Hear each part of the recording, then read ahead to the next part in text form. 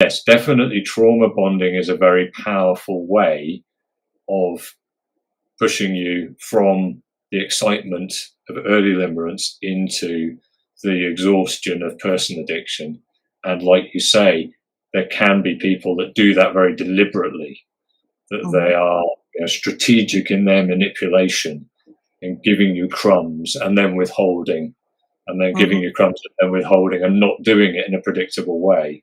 And that would lead to that bond that feels very hard to break, even though it's founded on, unpleasant behavior that has pushed you into that state.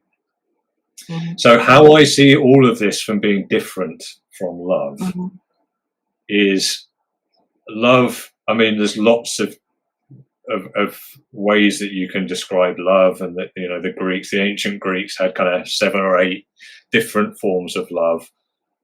For me, classic love is mutual affection, mutual attraction, mutual care, the desire to be with that person just because you enjoy being with that person, and their company makes you feel good, and your company makes them feel good, and you feel a tight bond, a tight affinity and attachment and care for them.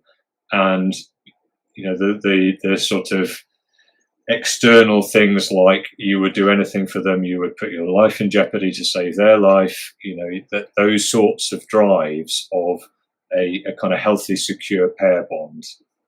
That is really, at a neurochemical level, mostly about oxytocin and vasopressin, and about the kind of attachment system.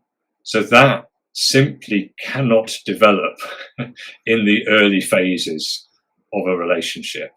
You can't early on fall into a deep attachment that's based on mutual care, reciprocation of feeling, and a kind of a slow build of affinity that comes through shared experience and through mutual love. That has to come at a later stage, as you have those experiences and build those memories and build that time together. So limerence might be the prelude to then falling into a long-term healthy bond. And again, using myself as a case study, that's exactly what happened with my wife, that I was limerent for her when we met, and it was wonderful and it was ecstatic. And as it turned out, she was limerent for me as well. So we got that ecstatic union of mutual limerence. That was, wonderful and exciting and so on. But we then did go into a phase where that limerence and that exhilaration and the tingles and the fireworks faded away, because our reward systems had adapted and habituated to the fact that, yes, this is a good reward, but it's been secured and it's predictable and you're bonded now, and that's all good. And that, at that point, I think many limerents do hit a bit of a rough patch in a relationship, because they think, well, my limerent exhilaration is gone. What does that mean in terms of love? And I would say it doesn't mean anything other than the fact that you're now transitioning into a different form of love, a different state of love. So you're no longer in that altered state of mind. You now got your right mind back, if you like. And then you sort of see whether or not you're compatible enough to sort of go into a long-term, affectional bonding form of love. Now, one of the biggest mistakes that limerents make is thinking that the strength of their limerence predicts how good the ultimate relationship will be. And in actual fact, there can be almost no correlation at all. People can have, for reasons in their past and the life experience that they've had, they can have a tendency to become limerent for people who won't form a secure, healthy bond.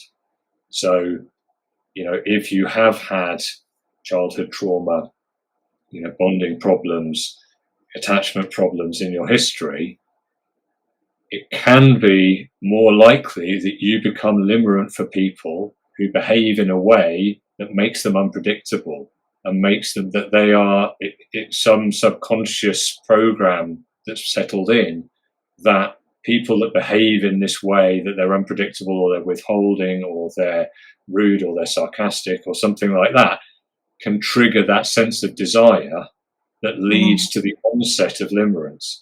And unfortunately for people who are having that experience, limerence is kind of a warning sign, because if you tend to become limerent and feel that glimmer of limerence excitement over people that treat you badly or who you can see treat other people badly, you'll end up repeatedly becoming limerent for people that you can't form a secure bond with.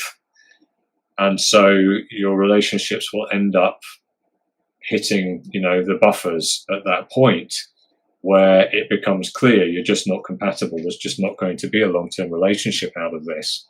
So limerence, whether or not limerence leads ultimately to healthy long-term love, depends on what it is that triggers limerence in you.